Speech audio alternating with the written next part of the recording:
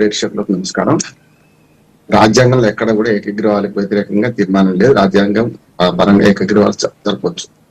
ఓ రకంగా చెప్పాలంటే ఏకగ్రీవాలు ఒక ఆదర్శం. కొన్ని ప్రభుత్వాలు, ముఖ్యంగా స్థానిక ప్రభుత్వాలు అయితే చాలా సార్లు ఏకగ్రీవాలు జరిపితే ప్రోత్సాహకాలు ఇచ్చారు, ఇస్తారు. ఆ రోజు ఉంది ఇప్పటికి కూడా. ఏకగ్రీవాలు జరిపితే 5 లక్షలు 10 లక్షల రూపాయలు మీకు గ్రామ పంచాయతీ కానీ మండలానికి కానీ ఇస్తామని చెప్పి గతంలో ప్రకటించిన సందర్భాలు ఎప్పటికప్పుడు జీవో ద్వారా చేస్తున్నాం. అది మంచిది అంటున్నాం. కాబట్టి ఏకగ్రీవాల పేరు మీద వేలం పాటలు ఉండొద్దు అనేది ఒకటి.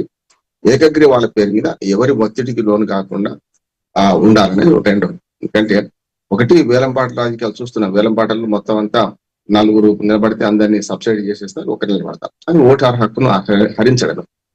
రెండోది ఏంటంటే బెదిరించి ఏకగ్రీవాలు చేయడం. ఈ 2 రకాలు జరుగుతుంటాయి. దీన్ని గమనించి ఏం చేస్తుందంటే ప్రభుత్వం ఇవి లేవని నిర్ధారించుకున్న తర్వాతనే అప్పుడు ఏకగ్రీవానికి ఆమోదం తెలపాల్సిన అవసరం ఉంటుంది. కానీ ఏకగ్రీవాలు వద్దంటున్న జగన్మోహన్ రెడ్డి గారు మరి నిన్న ఎందుకంటే పార్టీ క్యాడర్ కాపాడుకోవాలంటే ఏకగ్రీవాలు ఉండాలి, వద్దని ఆయన అభిప్రాయం చేసుకున్నారు. ఒక రకంగా చెప్పి మంచిదే అంటున్నారు, కాదంటలేదు. ఎందుకంటే ఓటు అనేది ప్రజలకు హక్కుగా ఉండాలి. దాంతో పాటు 4 పోటీ చేస్తే ఎవరు మంచి ఎవరు చెడ్డ తేల్చుకుంటారని మంచిదే అంటున్నారు, కాదంటలేదు. ఏకగ్రీవాలు అనేది సహేతుకంగా ఉండాలి. నేను చెప్పిన ప్రకారం వేలం పాటలు ఉండొద్దు, అట్లనే బెదిరింపులు ఉండొద్దు. అప్పుడు ఏకగ్రీవాలు కరెక్ట్. కానీ ఏమవుతుందంటే పోయినసారి ఎలక్షన్ చూద్దాం. ఇప్పుడు 2014 నుంచే మాట్లాడుతున్నాం. అంతకుముందు ఉమ్మడి ఆంధ్రప్రదేశ్లో ఏం జరిగింది అని మనకు తెలుసు.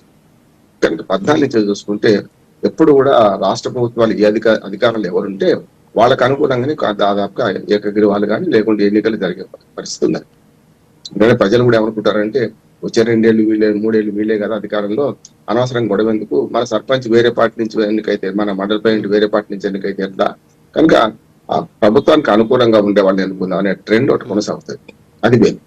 కానీ అధికారం ఉంది కదా అని మా ఇష్టం ఉన్నట్టు ప్రవర్తించి చేస్తే అంటే కష్టం ఉంటుంది.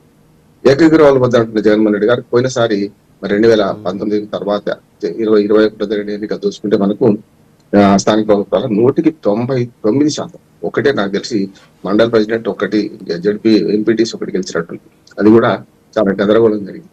కనుక ఆల్మోస్ట్ ఆల్ ఏకగ్రీవాలు మొత్తం 90% పైన ఏకగ్రీవాలు జరిగినాయి చూశాను. సర్పంచ్లకు పార్టీ పేరు లేదు కానీ ఏ దూడలో ఇన్నా మాదే దూడ అన్నారు అందరూ. అప్పుడు కూటమి ప్రభుత్వం ఉన్నప్పుడు అదే, తర్వాత వైసీపీ కూడా అదే. అంటే సర్పంచ్ కు మన పార్టీ గుర్తున్నది కనుక వార్డు మెంబర్ కు సర్పంచ్ కు వాళ్ళందరూ మా వాళ్ళే, గెలిచిన వాళ్ళందరూ మా వాళ్ళే. ఇక మిగతా జడ్పీటీసీ కానీ ఎంపీటీసీ కానీ జడ్పీటీసీ కానీ అట్లాగే మున్సిపాలిటీలలో కౌన్సిలర్ కానీ మనకు చైర్పర్సన్ కానీ వీళ్ళందరికీ పార్టీ గుర్తులు ఉంటాయి కనుక పార్టీ గుర్తుల ప్రకారం గెలిచారు కనుక వైసీపీకి మెజార్టీ పూర్తి స్థాయిలో వచ్చింది. అంతేందుకు మొత్తం వైసీపీ అధికారులు ఉన్నప్పుడు కింది నుంచి పై దాకా, నేను పార్లమెంట్ సభ్యుడు కూడా అంట, తిరుపతి పార్లమెంటు సీటు ఖాళీ అయితే గురుమూర్తి గారు గెలిచారు ఎంపీగా. అంటే పంచాయతీ నుంచి పార్లమెంట్ దాకా ఏ ఎన్నిక వచ్చినా వాళ్లే గెలిచారు. అది ప్రజల అభిప్రాయం. దాన్ని నేను రాజకీయ పోవడానికి పోను. కానీ ఇప్పుడు జగన్మోహన్ రెడ్డి గారు ఏకగ్రీవాలు వద్దు అని అంటుంటారు కదా, అదైతే రాజ్యాంగ విరుద్ధం. ఏకగ్రీవాలు వద్దని తీర్మానం చేయాల్సిన అవసరం లేదు, ఉండాలని కూడా తీర్మానం చేయాల్సిన అవసరం లేదు. ఉండాలని మాత్రం బండారు రామరావు గారు ఒకటి ఏంటంటే మనం 2021 ఎలక్షన్స్ చూసుకుందాం. 2021 ఎలక్షన్స్ మనం చూసుకుంటే